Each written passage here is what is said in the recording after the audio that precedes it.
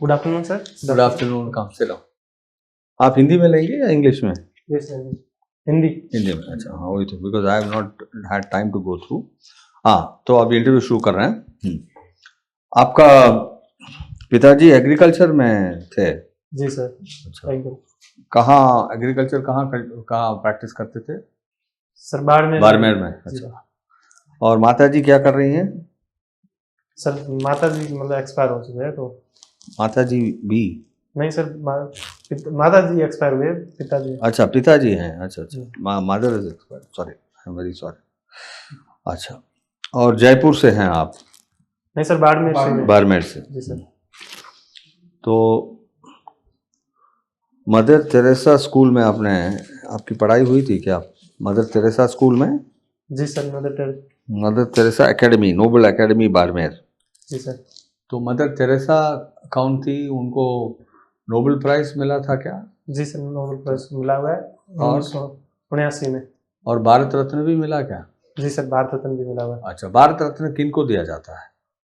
Sir जो भारत में उत्कृष्ट योगदान देते हैं किसी भी क्षेत्र में, मतलब भारत के विकास में या वर्ल्ड लेवल में भी, तो उनको भारत रत्न दिया जाता है। अच्छा, इस साल किसको दिया गया रिपब्लिक डे में? सर अभी इसकी मुझे जानकारी नहीं है, सॉरी सर। रिपब्लिक डे में किन किन को क्या क्या मिला? पद्म विभूषण किनको मिला? सर पद्म विभूषण, और वो भी एक मुझे उसकी वजह से एक बिहार से गायिका मैम है, उनका नाम गाय गायिका, अच्छा। हाँ, सिन्हा मैम थी, उनका पूरा नाम मैं याद नहीं कर पा रहा हूँ। अच्छा, पद्म, शारदा सिन्हा। पद्म विभूषण उनको मिला।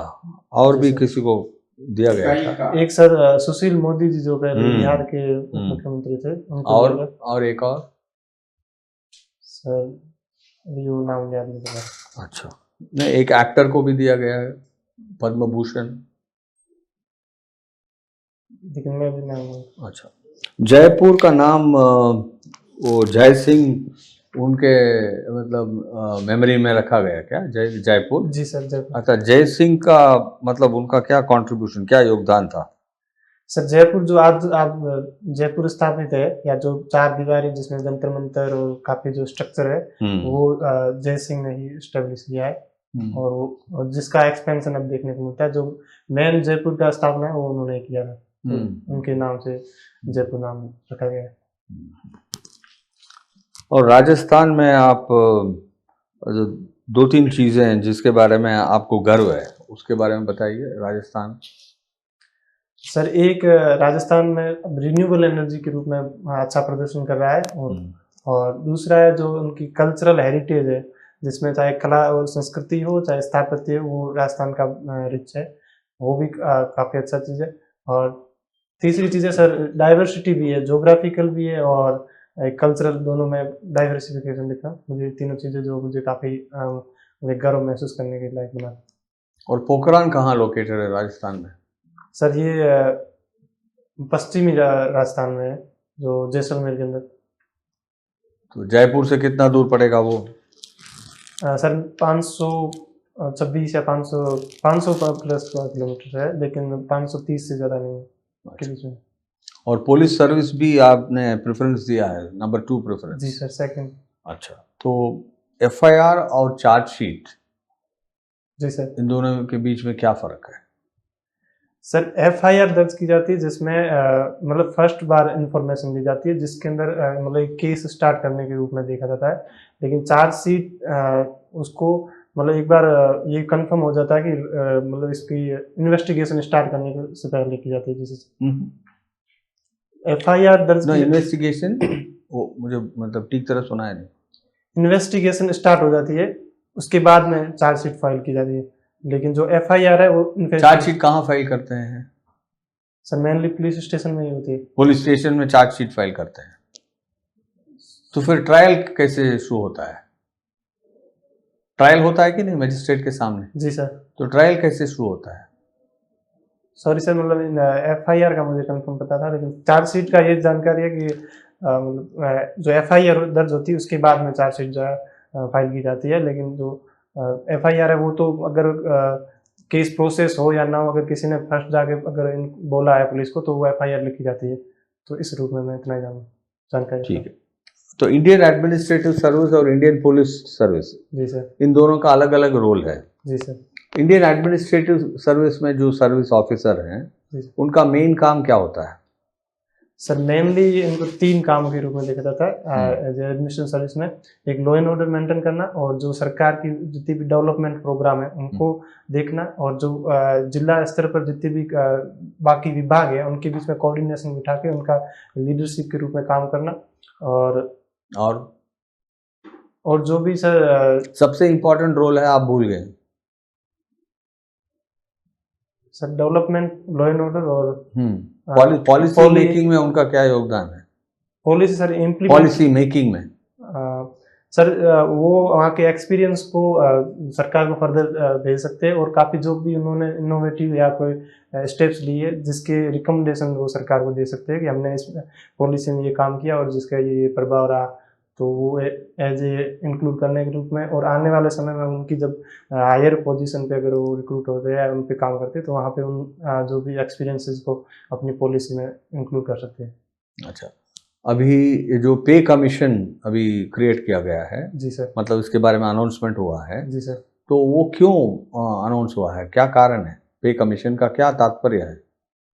सर मेनली जो समय के साथ जो महंगाई और उसके चलते जो एक मतलब जो पेमेंट का गैप रहता है, जिसको जैसे महंगाई को कम करने या उसको न्यूट्रल करने के लिए जो रेगुलर बेस महंगाई को मतलब न्यूट्रलाइज करने के लिए पे कमीशन बिठाया जाता है। समय के साथ जो सरकार, उसके लिए तो आपको डीए देते रहते हैं ना, डीए बढ़ाते रहते हैं। लेकिन सर उसका बेस रेट भी उसके साथ मैच कराए, ताकि जो पेमेंट है वो और जो खर्च है उसके साथ तालमेल में रहे। अच्छा लोकेंद्र, आप बाड़मेर से हो ना? जी सर। बाड़मेर भी रेगिस्तान इलाके से आता है? जी सर, बाड़मेर। कौन कौन से डिस्ट्रिक्ट हैं राजस्थान में जो रेगिस्तान इलाके में है? कितने डिस्ट्रिक्ट हैं? सर मेनली श्री गंगानगर और बीकानेर और फलोदी, जैसलमेर, बाड़मेर, जोधपुर, ये मेनली ऐसे 6 डिस्ट्रिक्ट सर। इसके भी हाँ सर, इसके अलावा जैसे चूरू, झुंझुनू में भी इसका प्रभाव या मतलब इसका विस्तार भी देखना है। जी तो श्री गंगानगर में तो जो इंदिरा गांधी कैनल आ गया, उसके बाद कुछ उसमें रिडक्शन हुआ है क्या? मतलब उसका जो रेगिस्तानी प्रभाव है उसमें वहाँ खेती सिंचाई सब हो रही है ना? सर वहाँ पे जो नहर आने के बाद में काफी जो हरियाली आ गई है। असंधारणीय पद्धतियों के चलते जो एक्सपेंशन देखने को मिल रहा अभी, जिसके चलते जो सरकार भी अभी इसरो की एक एटलस आई थी 2021 में, जिसके अनुसार हर साल आधा किलोमीटर से या 1 किलोमीटर तक एक्सपेंशन हो रहा है रेगिस्तान का। जी सर। हाँ, पश्चिम से पूर्व की ओर देखने को, पश्चिम से पूर्व की ओर हरियाली एक्सपेंड हो रहा है कि रेगिस्तान एक्सपेंड हो रहा है। अच्छा, श्री गंगा नहर के बावजूद? जी सर, वहाँ पे जो असंधारणीय जो कृषि पद्धतियाँ, जैसे उसमें जो केमिकल का ज़्यादा यूज है या पानी का ज़्यादा यूज है, जो मतलब इसके जो रेगिस्तान के विस्तार को ज़्यादा बढ़ाता है, तो जिसके चलते विस्तार देखने को, तो उससे कोई फायदा नहीं हुआ, इतना फायदा नहीं हुआ है। मैंने सर रेगिस्तान के आप देखें तो उसके हिसाब से नहीं है, लेकिन जो ऑल ओवर जैसे कृषि प्रोडक्शन में इनमें फायदा हुआ है।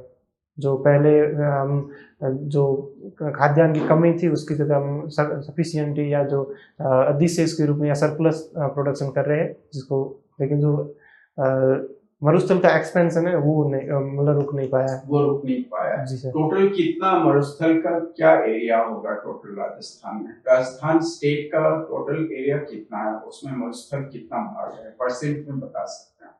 सर राजस्थान का 2,43,239 वर्ग किलोमीटर क्षेत्रफल है, जिसमें से 61% मरुस्थल है। 61%? जी सर। उसमें 6 डिस्ट्रिक्ट हैं राजस्थान के।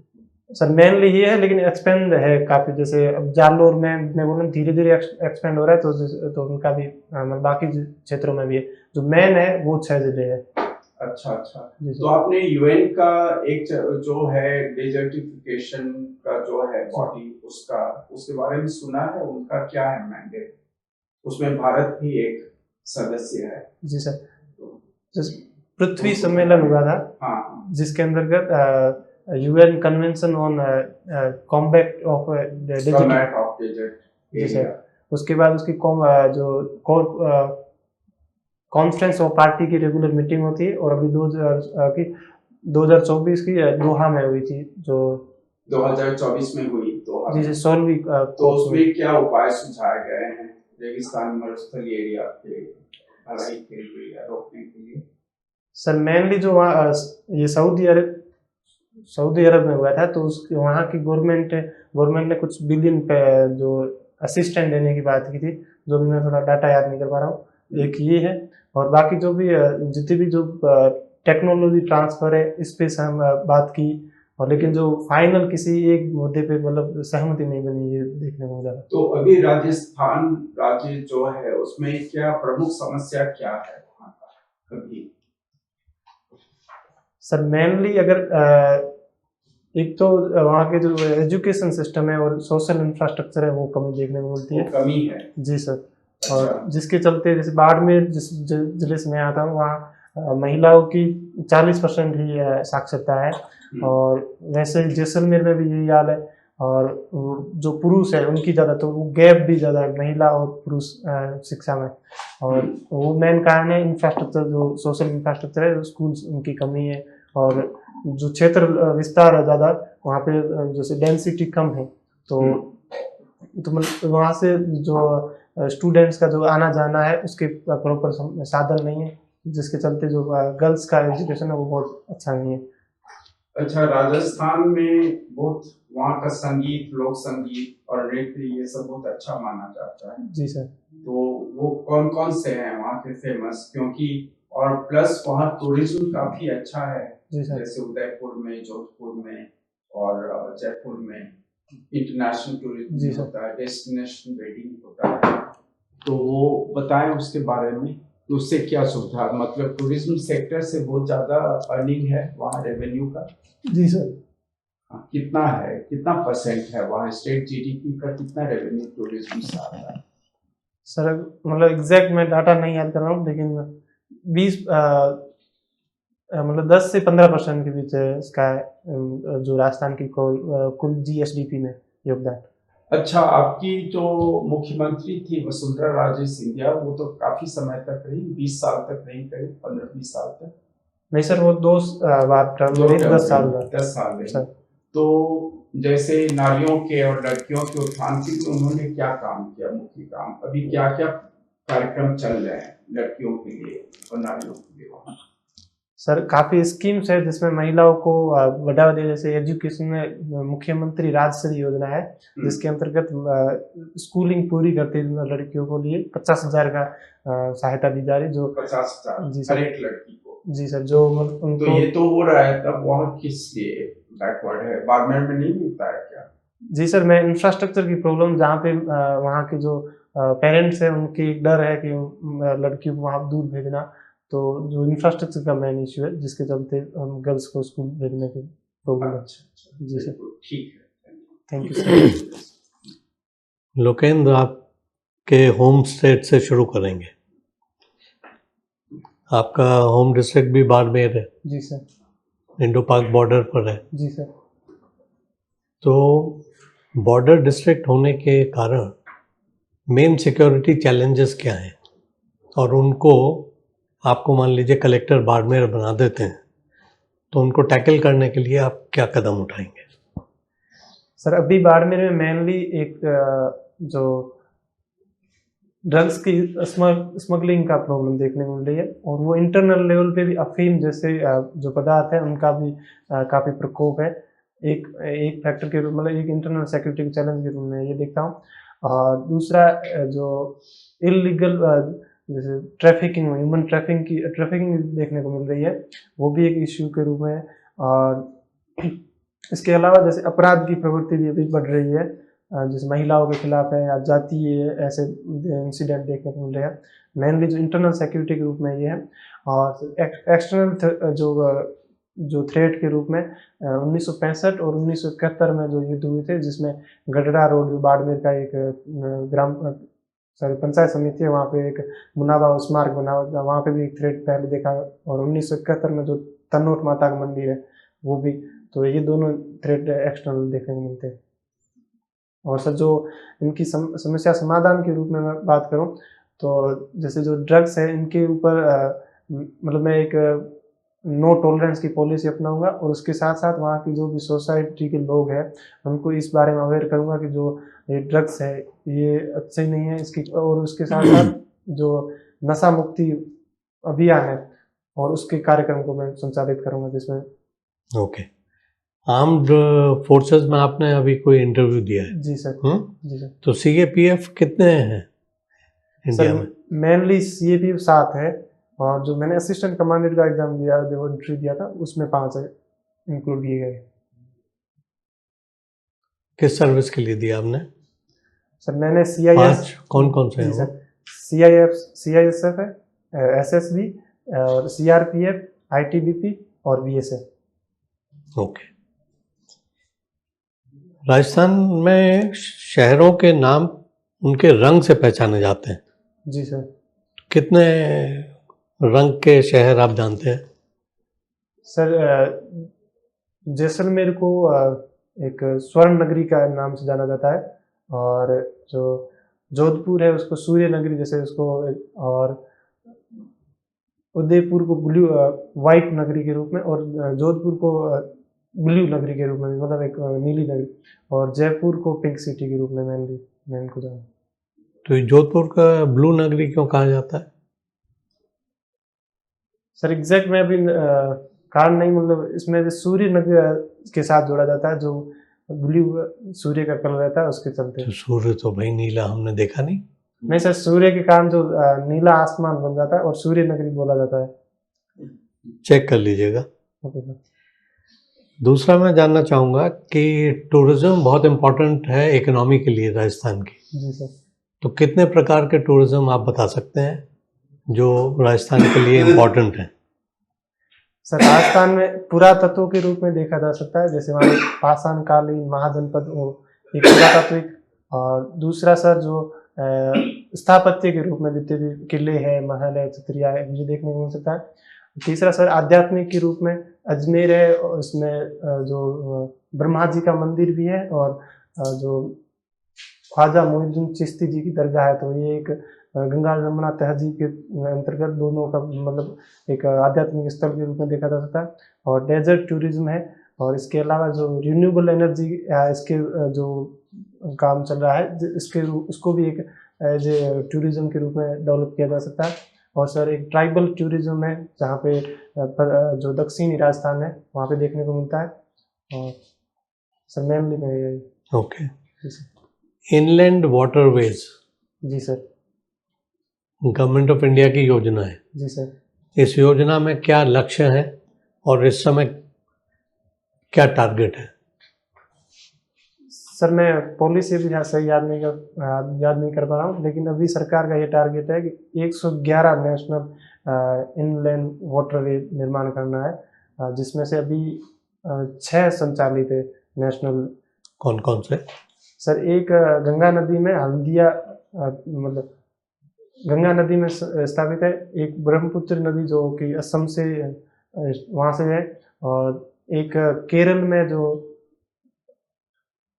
नदी में सॉरी भूल रहा हूँ, वहाँ केरल में महानदी में है। चेक कर लीजिएगा। ठीक है। चाइना एक बहुत बड़ा बांध बना रहा है। जी सर। कहाँ पे बना रहा है और उसका इंडिया पर क्या इम्पैक्ट पड़ने की आशंका है? सर ये अरुणाचल प्रदेश के अरुणाचल प्रदेश के उत्तर में जो नामचा बरवा जहाँ पे जो ब्रह्मपुत्र नदी का यू टर्न होता है उससे थोड़ा सा पहले बनाया जा रहा है, और जो माना जाता है कि विश्व का सबसे बड़ा और 60,000 मेगावाट का कैपेसिटी का बना है। इससे इंडिया में जो ब्रह्मपुत्र नदी का जो प्रवाह है उसको वो नियंत्रित किया जाएगा, जिसके चलते जो पानी है उसका जो कंट्रोल चाइना के पास हो, वो कब चाहे ज़्यादा या कब कम, तो इससे भारत में कभी सूखे की प्रॉब्लम और कभी बाढ़ जैसी प्रॉब्लम देखने को मिल सकती है। दूसरा सर वो एक भूकंप क्षेत्र है जो का हिमालय, तो अगर भूकंप जैसी गतिविधि के कारण अगर बांध टूटता है, ऐसी प्रॉब्लम आती है, तो जो हमारा नॉर्थ ईस्ट रीजन है वहाँ पे काफ़ी सिक्योरिटी चैलेंज देखने को मिल सकते हैं। और तीसरा सर इसको चाइना एक भारतीय प्रेशर के रूप में भी, कूटनीतिक प्रेशर के रूप में भी यूज कर सकता है, जो इंडिया के लिए काफ़ी थ्रेटफुल के रूप, और एक अगर जो लोग पर्यावरण प्रदूषण के रूप में भी या पर्यावरण को थ्रेट पहुंचाने जैसे देखने को मिल सकता है। Okay, thank you. Thank you sir. हमारे लोकसभा में कितने सदस्य हैं? सर अभी 541 है।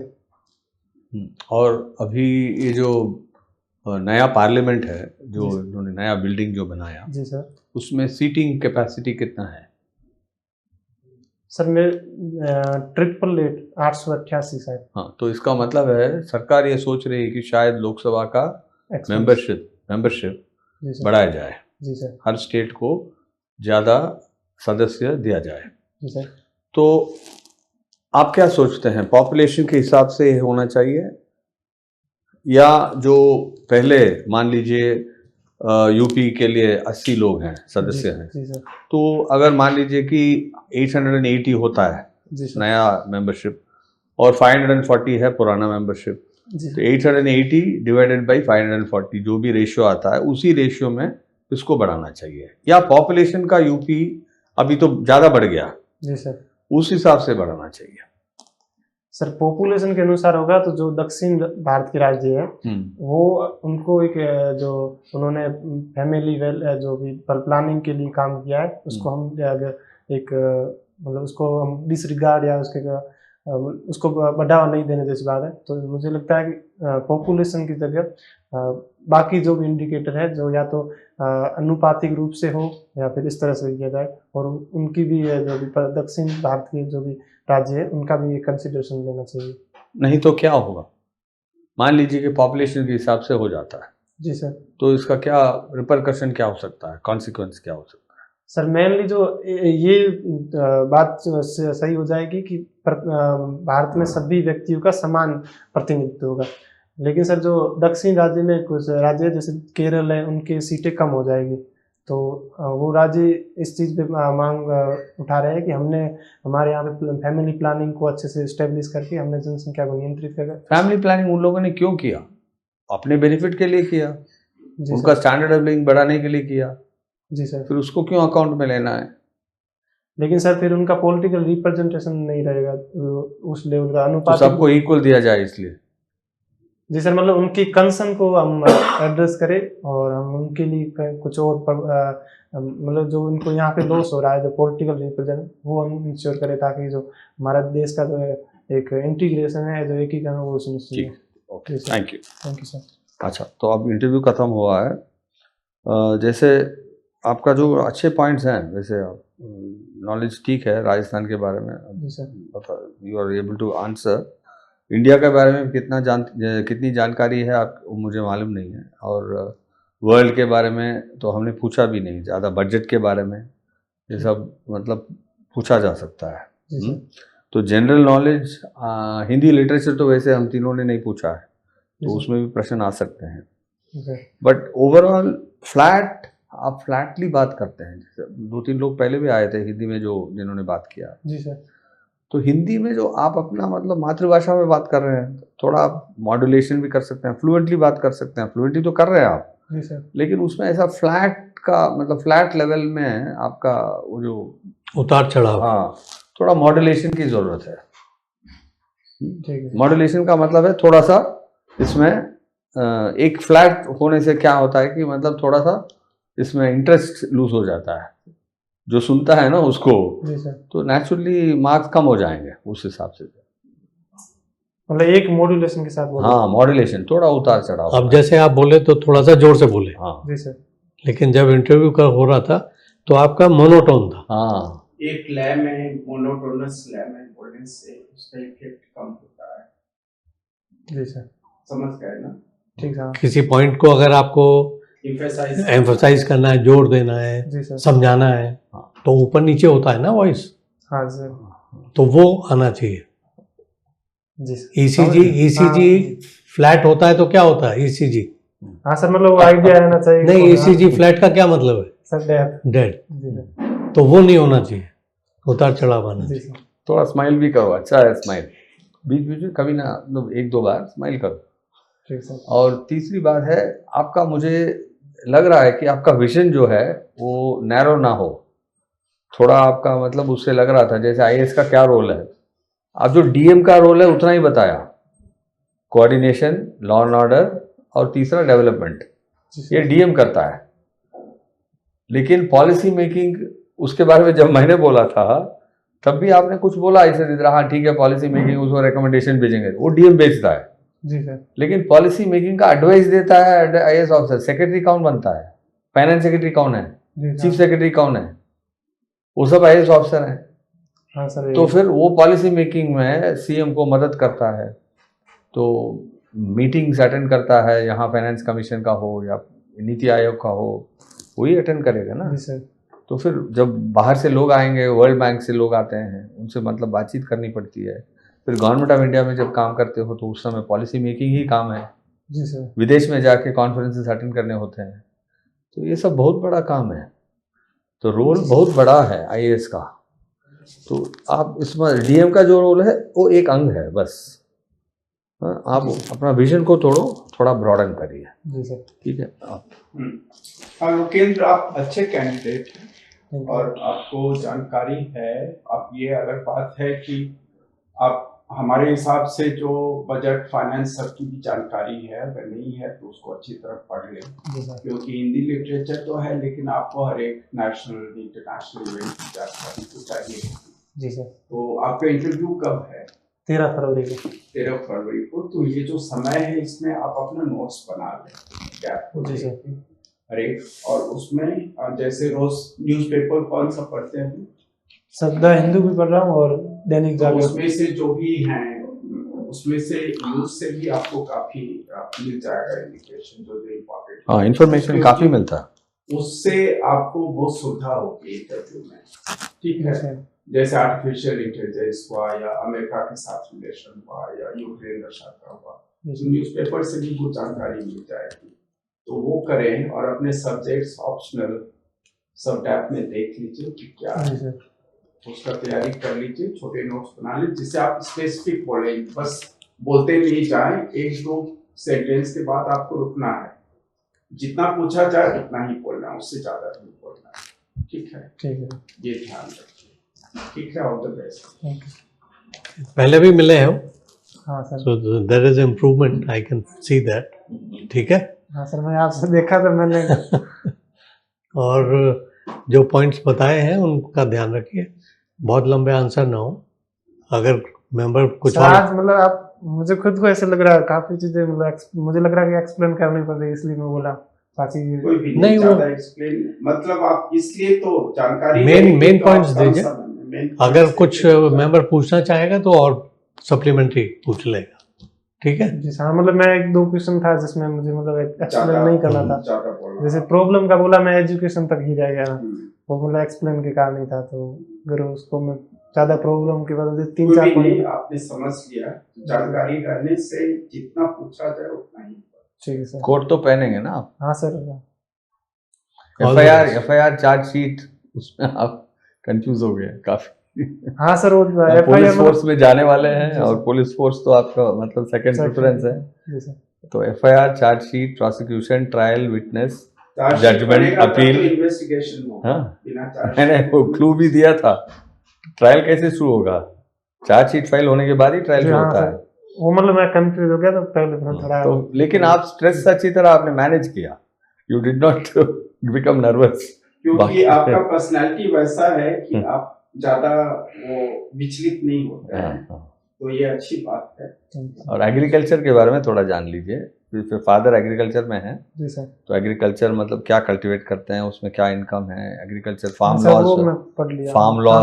लॉस के बारे में जो अभी मतलब इन्होंने रद्द किया था। जी सर। और एग्रीकल्चर के इम्प्रूवमेंट के लिए क्या क्या करना चाहिए, राजस्थान के मतलब अगर स्पेसिफिकली देखा जाए क्या करना है, भारत को देखा जाए क्या करना है, और भारत का क्या पोजीशन है एग्रीकल्चर में, क्या एक्सपोर्ट्स है क्या इंपोर्ट्स है, उस पर मतलब थोड़ा सा आपको जानकारी होनी। क्योंकि आप रूरल एरिया से हैं तो आपसे पूछना है तो क्या पूछ सकते हैं, ये भी पूछ सकते हैं क्योंकि आपके फादर एग्रीकल्चर में है। ठीक है। अच्छा, thank you, all the best.